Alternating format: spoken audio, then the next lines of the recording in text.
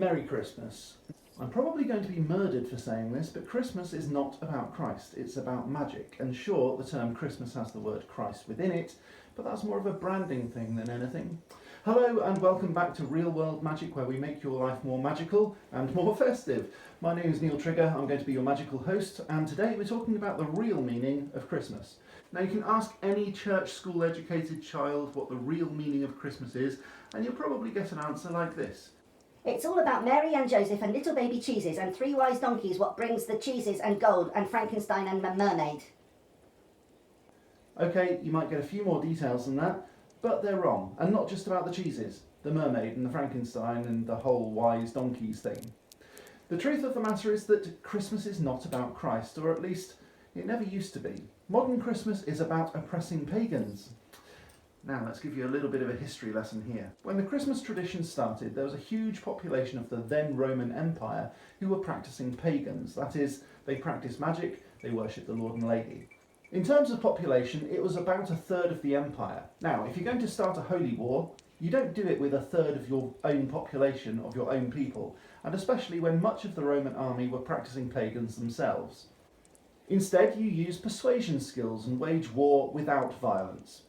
Sure, the Romans liked battle and were pretty good at it, but they were better at strategy, and when they could see that they weren't going to win a battle, they employed other tactics. When it comes to pagan tradition of Yule, they knew that they were beaten, and so they saw it as a festival to celebrate being halfway out of the darkness, or the turning point of the year. Now in the UK, the 22nd of December this year is the first day of winter, and so there's usually a pagan celebration called Yule around the 21st of December. That's the solstice, the shortest day of the year, and that's when there's much less daylight than in the summer. You'd think it would be on Christmas Day itself, wouldn't you, the 25th? But no.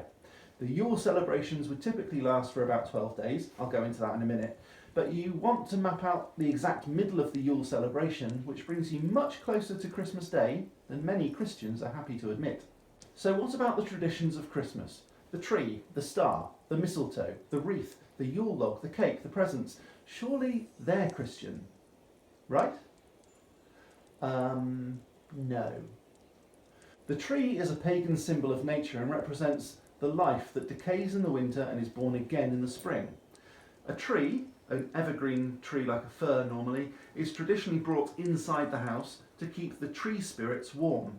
And it's hung with lights, traditionally candles, but obviously with a fire risk, they've upgraded to electric lights over the years, to light the spirits' way out of the dark, and hung with bells to notify the house owners when the spirits become restless and require appeasing.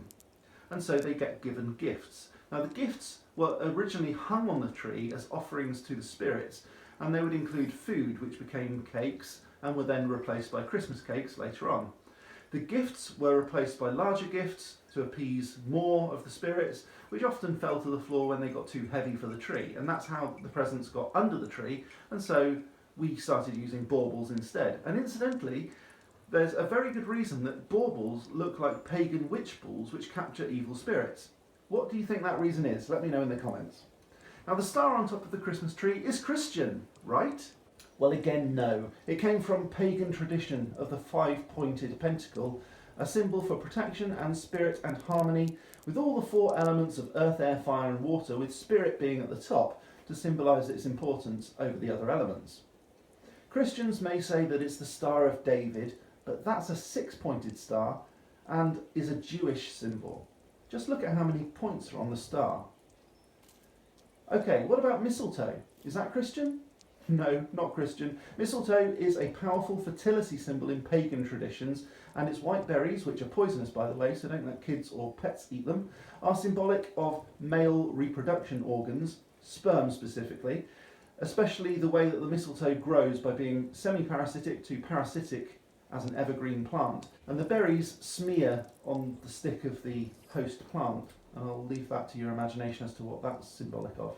That's why we kiss under it, because kissing under the mistletoe is a fertility ritual, and most people don't even know why they do it. Is the Yule log Christian? No. Its very name is based in pagan tradition and comes from the pagan commoners cutting a very large log for the pagan upper classes. Now that would normally be a hardwood, and the latter, the upper classes, allowed the workers to come inside their usually much larger houses at Yuletide while the Yule log is being burnt. And so it was in the interest of everyone to find the largest single solid hardwood log that they could find, and that would often burn for 12 days or more, hence the length of time of the Yuletime festival. Now, I'm not bashing Christians and I'm not advocating for one religion over another, but I just wanted to get the facts out there. Christmas is not about Christ, it's been appropriated for that purpose, and latterly it's been moulded to accommodate our capitalist ideologies too. And that's okay by me, to be honest, because it was never about Christ in the first place. Yule is about oppressing pagans, and Yule became Christmas to aid the Roman Empire in oppressing those pagans and converting them into Christianity. It's like a halfway step. If you want even more evidence, just ask Alexa what the temperature is in Bethlehem right now. What's the temperature in Bethlehem, Israel?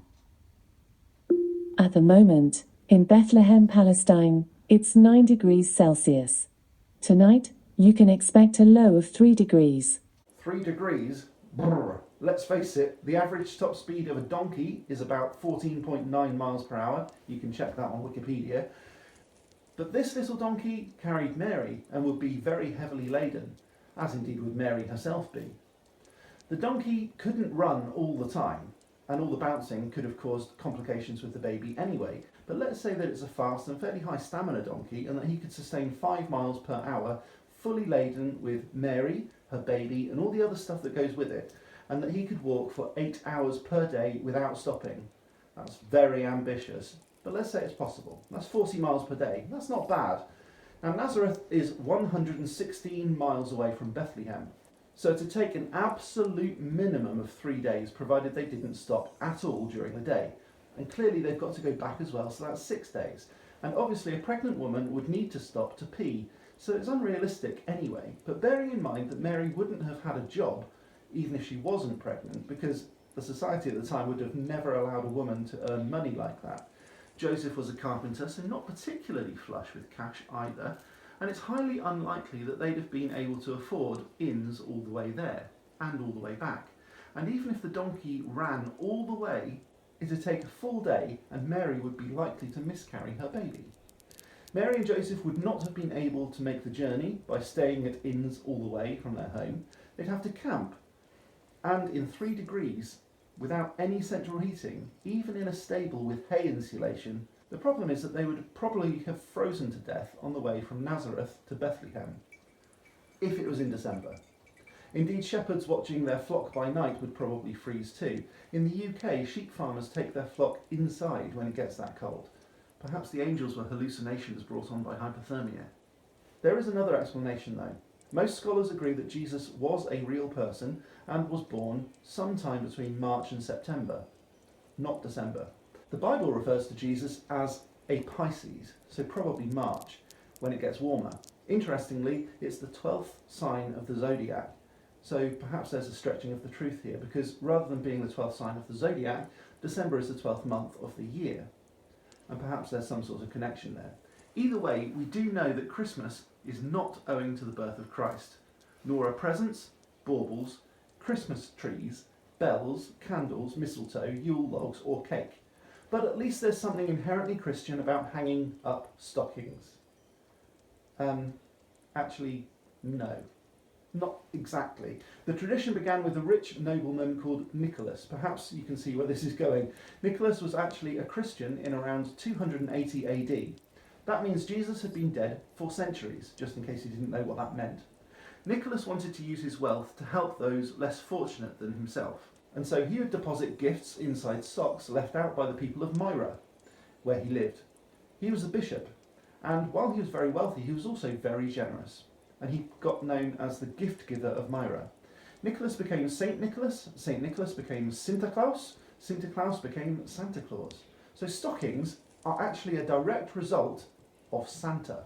And so on that somewhat surprising revelation, I end my little rant. So thank you very much for watching. If you enjoyed this video, please do me a big favour and click the like button. If you want to see more, please subscribe and click that bell button so you never miss anything. Comment down below, do you agree with me? I'll be back again soon with more real world magic, but until next time, as always, Merry Christmas and stay magical.